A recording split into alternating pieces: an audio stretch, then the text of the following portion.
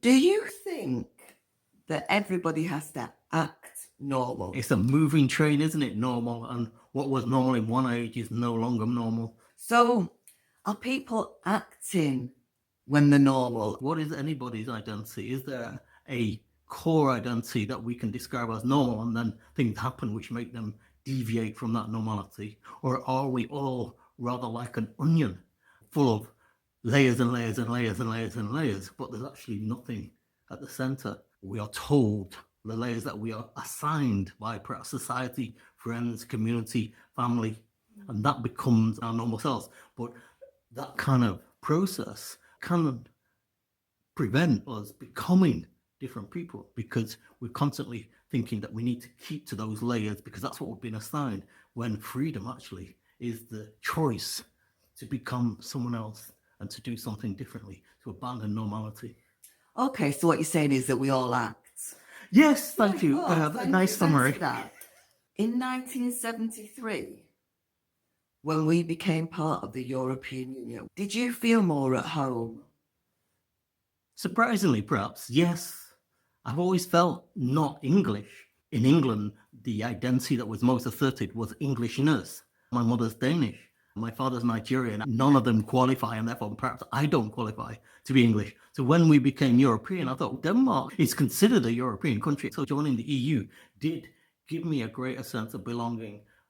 So how do you feel now that, after Brexit? The reverse process has occurred is a very good point. I feel more deeply alienated from the concept of Englishness because, again, what I've inherited is Danish and Nigerian. That said, in the interim, I don't know how many years, 40 years or so, I have been primarily living in Manchester, England. And so I think I'm probably more Mancunian and more English than most people. Do you think that you act like a Mancunian? Is that acting normal? Yeah, I mean, I know how to do the Oasis walk. I know how to say, "Yeah, all right, mate." I know how to order at the chippy. I know the vibes. I know the protocols. I know the conventions. It's like that thing of not translanguaging, but code switching. I think that most people who have mixed heritage can switch between different codes that they've learned. And there is a Mancunian code. And I think anybody walking along the streets of Manchester, within 10 seconds, I think you can figure out whether they've been born in Manchester or not, just from how they hold themselves, the way in which they look around, the way in which they carry themselves, the way they carry their bags, what way they glance around, how they interact with their environment and with people. You can tell Mancunian. Your dad lived here. Did he take you to Biafra? The Biafra War happened when I was probably 4 or 5. Actually, it was a very traumatic time for my father.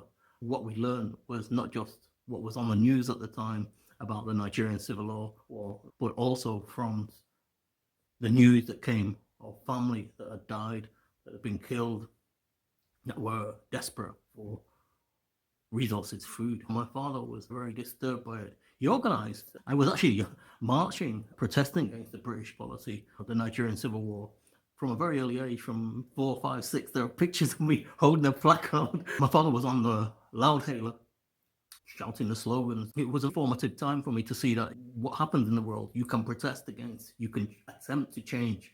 And that's something that I've inherited, that belief that we can change things if we put our mind to it and gather our resources and find some solidarity and collective action.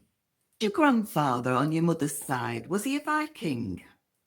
You have to go back a little bit more time before you reach the Viking age, but certainly he was Danish. And if you go back long enough, I presume you'll meet Viking ancestors. What Viking means is another matter altogether. There is the British English idea of the Vikings, the Danish idea of the Vikings, and then there was who the Vikings were. Those are 3 different concepts. I don't know if you want me to go into them. No, what I did want to know was, did one of your ancestors write Beowulf? I think that what we could say is that we go back long enough, we're all connected. And so one of our ancestors wrote Beowulf, but they also wrote the Canterbury Tales. They also wrote Things Fall Apart. They also wrote Death of the King's Horseman.